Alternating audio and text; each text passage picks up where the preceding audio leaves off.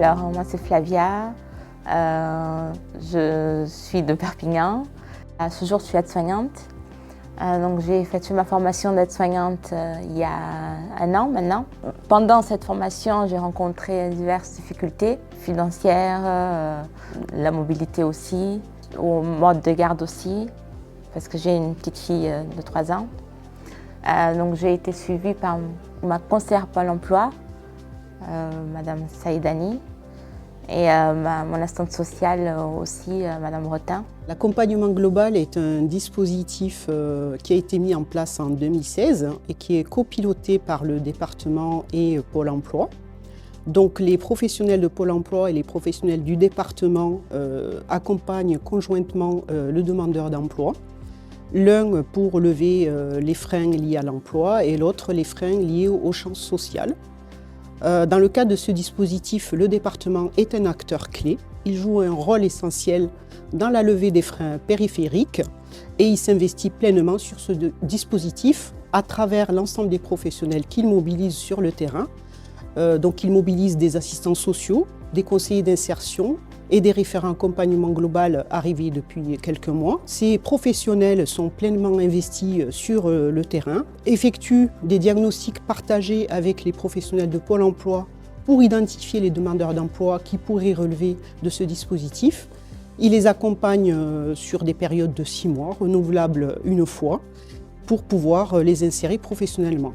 J'ai accompagné Flavia Cruz qui a intégré l'accompagnement global justement parce qu'elle rencontrait des problèmes, on va dire des difficultés personnelles qui étaient un réel frein à son retour à l'emploi. À ce titre-là, elle a été accompagnée par moi au sein de Pôle emploi, mais également par Vanessa Bretin qui était son assistante sociale sur la MSP de Foch. C'est pour ça que quand j'allais au rendez-vous ou quand je leur appelais, je disais, mais comment je fais dans ce cas-là? Mais elle me disait qu'il y avait toujours une solution. Donc il y avait des recherches, je restais des fois 1 à 2 heures dans mes rendez-vous pour chercher, pour faire les dossiers. J'avais plein de dossiers à faire.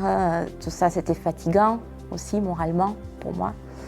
Parce que j'avais ma fille à penser aussi, j'avais mes cours à réviser.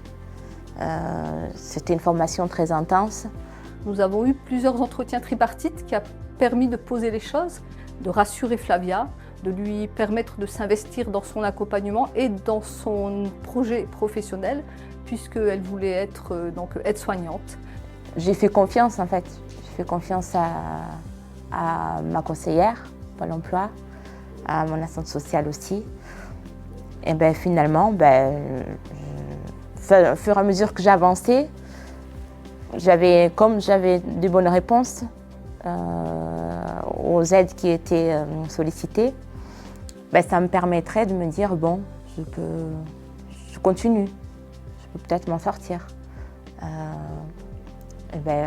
Voilà, je ne regrette pas du tout de leur avoir fait confiance et d'y avoir cru en fait, et de ne pas avoir abandonné. Elle a réussi. On a pu mettre en place plusieurs aides par rapport à la garde de sa petite fille. Et Flavia s'est vraiment investie, c'est vraiment quelqu'un qui avait envie de s'en sortir. Aujourd'hui, elle est à l'emploi, elle n'est plus inscrite à Pôle emploi et elle est sur un contrat pérenne, un contrat à durée indéterminée. Je voulais vraiment les remercier parce que c'était très difficile. Elles m'ont vu pleurer, j'ai stressé. Je voulais vivement les remercier pour ce qu'elles ont fait. Et voilà, et leur dire que grâce à elles, voilà, j'ai réussi. Et merci d'avoir cru en moi, voilà, et merci d'avoir pu mobiliser tout ça. Voilà.